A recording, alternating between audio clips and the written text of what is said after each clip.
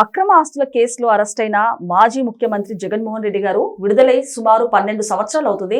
అలాంటిది 2012 మే 27న CBI court arrest చేసింది. And అలాగే 2013 సెప్టెంబర్ 23న రిలీజ్ చేసిందని చెప్పొచ్చు. అలాంటిది కేసుకి సంబంధించి విచారణ ఇంకా ముందుకు సాగట్లేదు. మరి దీని గురించి విశ్లేషించుకోవడానికి మనతో పాటు జనసేన రాష్ట్ర అధికార ప్రతినిధి శ్రీనివాస్ గారు ఇప్పుడు మనతో ఉన్నారు. నమస్తే సార్.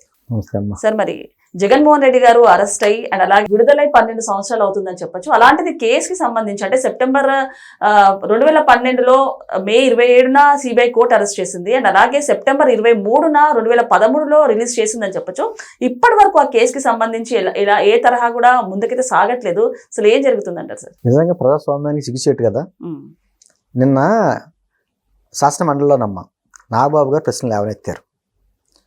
చిన్న చిన్న పెట్టి కేసులు పెట్టిన వాళ్ళు, పెట్టి కేసులు ఇరుక్కున్న వాళ్ళు జైలు పాలవుతే వాళ్ళకి ఆర్థికంగా అండదండలు ఉండవు కాబట్టి జైల్లోనే మగ్గిపోతున్నారు అని ఉదాహరణకు ఒక కేసు కూడా చెప్పి, చిన్న చిన్న దొంగతనం కేసులో అరెస్ట్ అయిన వ్యక్తి 6 సంవత్సరాలు జైల్లో పెట్టిన తర్వాత అతని మీద ఆధారాలు లేవని చెప్పేసి 6 సంవత్సరాల తర్వాత వదిలిపెట్టారు.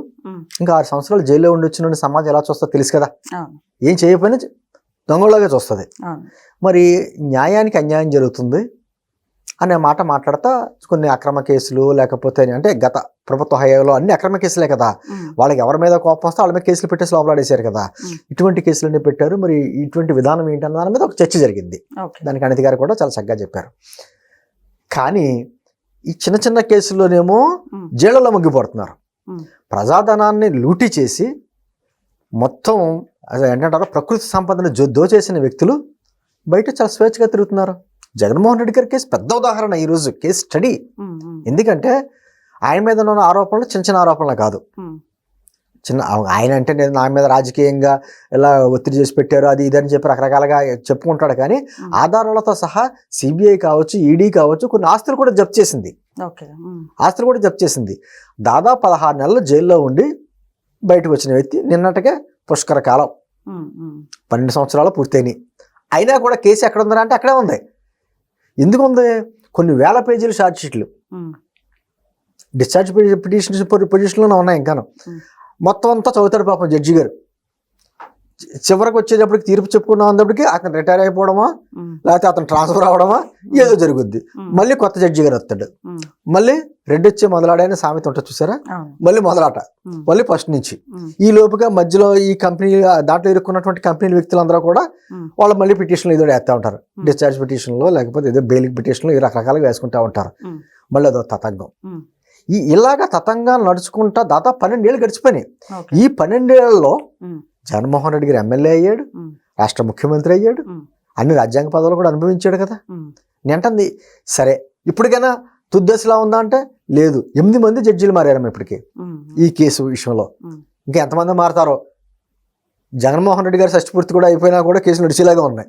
ఈ లోపుగా దాంట్లో చాలా మంది కొంతమంది కాలం చేస్తారు, కొన్ని కంపెనీలు ఏమో అంటే రకరకాలైన మార్పులు చేర్పులు జరిగిపోతాయి.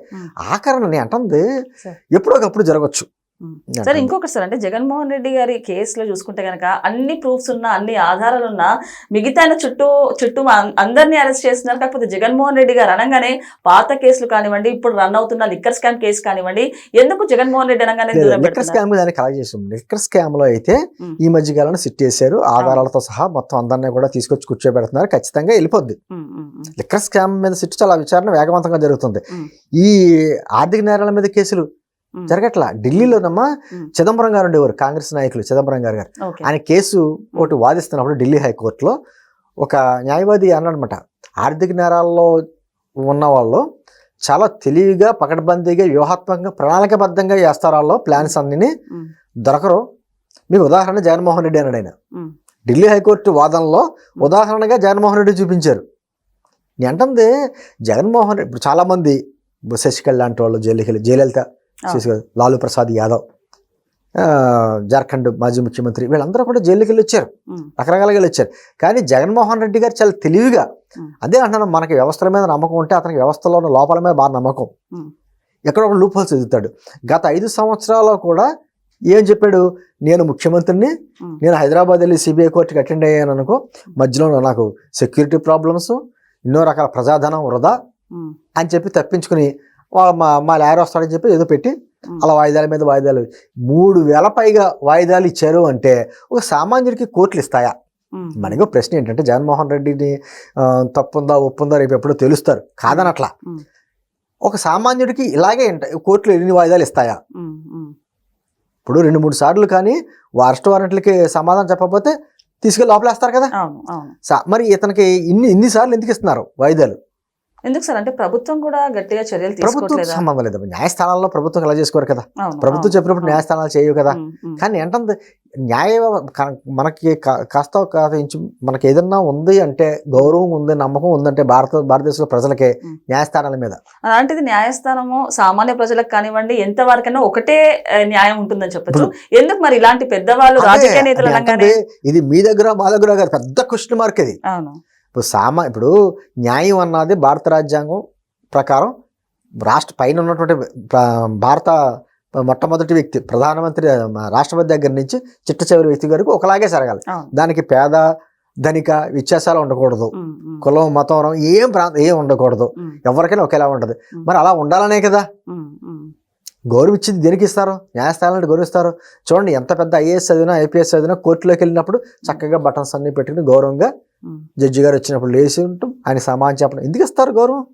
మీరు ఏమన్నా ఈ న్యాయవాదులు ఏమన్నా పైన చూడబడ్డారనా? వాళ్ళు ఫీల్ అవుతారు. కొంతమంది న్యాయవాదులు ఎలా అంటే ప్రజలందరూ పిచ్చోళ్ళం, మేమే అద్భుతమైన వాళ్ళం, మేదో ఆకాశం నుంచి ఊడిపడ్డామన్నట్టుగా కొంతమంది వ్యాఖ్యలు చేస్తూ ఉంటారు. అయినా కూడా ఓపిక పడుతుంది భారత సమాజం. వాళ్ళు ఏం తీర్పు చెప్పినా దానికి కట్టుబడి ఉంటారు. అది గౌరవం. మరి ఈ రోజున ఈ విషయంలో ఈ పెద్ద పెద్ద గ్రంథాలు ఇన్ని చదివినటువంటి లాల చదివినటువంటి పెద్ద పెద్ద న్యాయమూర్తులు ఏం సమాధానం చెప్తారు? ఒకటమ్మా నేను అంటుంది, రేపు పొద్దున జగన్మోహన్ రెడ్డి గారు కడిగిన ముచ్చులా బయటకు వస్తే ఓకే, నో ప్రాబ్లం. లేదు, దోషిగా నిర్ధారణ అయ్యి మళ్ళీ జైలు జీవితం అనిపించవలసి వచ్చిందనుకోండి, అప్పుడు ఆంధ్రప్రదేశ్ ప్రజలు ఏమనుకోవాలమ్మా? అంటే మాకు గతంలో 5 సంవత్సరాల్లో పాలించిన వ్యక్తి పలానా అటువంటి వ్యక్తి ఓట్లేసామా, అటువంటి వ్యక్తి మన రాష్ట్రానికి ముఖ్యమంత్రి అయ్యాడా అని చెప్పుకుని సిగ్గుపడాలి కదా. అసలు నేను అంటుంది, ఒకసారి కోర్టులు తీర్పులు చెప్పిన తర్వాత నిర్ణయం తీసుకున్న తర్వాత శిక్ష అమలయ్యే కాలానికి మధ్యలో టైం ఉంటుంది. ఈ లోపు ఏ పదవిలో అలంకరించవచ్చు మీరు? మీకు అర్థమవుతుందా? ఇందిరాగాంధీని హత్య చేశారు, అరెస్ట్ చేశారు, జైల్లో పెట్టారు, తీర్పు వచ్చింది, వాళ్ళకి శిక్ష పడింది. తీర్పుకి శిక్షకి కొన్ని సంవత్సరాలు టైం పడుతుంది కదా. ఈ లోపుగా వాళ్ళ కూడా భారతదేశంలో ఏ ఎలక్షన్స్ అయినా పోటీ చేయొచ్చు. అంత గొప్ప మన న్యాయశాస్త్రాలు ఏం చెప్పుకోవాలి మనకు అర్థం అట్లా లోపాలను. కానీ న్యాయవాదులన్నా లా అన్నా మనందరికీ గౌరవం ఉంది, గౌరవిస్తాం. కానీ జగన్మోహన్ రెడ్డి గారి లాంటి కేసులు ముందుకు వచ్చినప్పటికీ మనందరికీ పెద్ద క్వశ్చన్ మార్క్. ఎందుకు ఇలాగా ఒకరికి ఇలాగా ఎందుకు ఇలా ప్రవర్తిస్తున్నారు? ఈ రోజున మళ్ళీ కేసు రన్నింగ్ అవుతుందమ్మా. రేపు వద్దున జడ్జి గారు మళ్ళీ మారుతాడో లేకపోతే రిటైర్ అవుతాడో ఏదో అవుతాడు, మళ్ళీ కేసు మళ్ళీ ఫస్ట్ నుంచే అంటే ఎన్నాళ్ళు ఇది? 12 సంవత్సరాల పుష్కర కాలం పూర్తయింది. ఒక పక్కనేమో పైన దసరా ఉత్సవాలు జరుగుతున్నాయి, అక్కడ శ్రీవారి బ్రహ్మోత్సవాలు జరుగుతున్నాయి, ఇక్కడ జగన్ గారి బెయిల్ వారోత్సవాలు కూడా చేసుకునే సిద్ధంగా ఉన్నారు. జగన్మోహన్ రెడ్డి గారిని అడిగారు అనుకో మీరు, ఆయన కూడా అంటాడు, ఇటువంటి 12 సంవత్సరాల బట్టి బయట బెయిల్ మీద ఉన్నారంటే నా గొప్పతనాన్ని మీరు హర్షించాలి, చాలువారు కలిపి సన్మానాలు చేయాలి అంటాడు. ఆయన చెప్పుకుంటాడు అటువంటి వ్యక్తి. కానీ సామాన్య ప్రజలు చూస్తూ ఉన్నప్పుడు ఏంటిది, అతనికి ఇచ్చినటువంటి ఇన్నిసార్లు వాయిదాలు కావచ్చు, ఇన్ని పర్మిషన్లు కావచ్చు, మిగతా సామాన్య ప్రజలకు ఇస్తాదా కోర్టు? ఎందుకు ఇవ్వలేదు? అతనికి ఎందుకు ఇస్తుంది? ఏంటంటే దీని వెనకాల ఏమైనా పెద్దల హస్తాలు ఉన్నాయా? ఏముంది? లేకపోతే ఆ లూప్ హోల్స్ కూడా నీకు తెలుసా బాగాను? అంటే మామూలు ప్రజా సంపద దోచారమ్మలో, మామూలు ఏదైనా వాళ్ళ వ్యాపారాలు చేసి నష్టపోయి లేకపోతే ఐపీఎల్ పెట్టిన ఈ కేసులు కాదు. వాళ్ళ తండ్రి గారి పదవిని అడ్డం పెట్టుకుని తన పదవిని అడ్డం పెట్టుకుని అతను చేసినటువంటి క్విడ్ ప్రోకోలు మెయిన్ ఆ తండ్రి గారి పదవిని అడ్డం పెట్టుకునే మాట్లాడితే ఏమంటాడు, నేను ఎప్పుడన్నా మా తండ్రి గారు అధికారంలో ఉన్నప్పుడు కనీసం సెక్రటేరియట్లో కాలు పెట్టానా అంటాడు. నువ్వు సెక్రటేరియట్లో కాలు పెట్టలేదు కానీ అన్నింటిలో వేలు పెట్టావు, అన్నింటిలో పెట్టు. బెంగళూరు ప్యాలెస్లో కూర్చుని మొత్తం చక్ర తిప్పావు.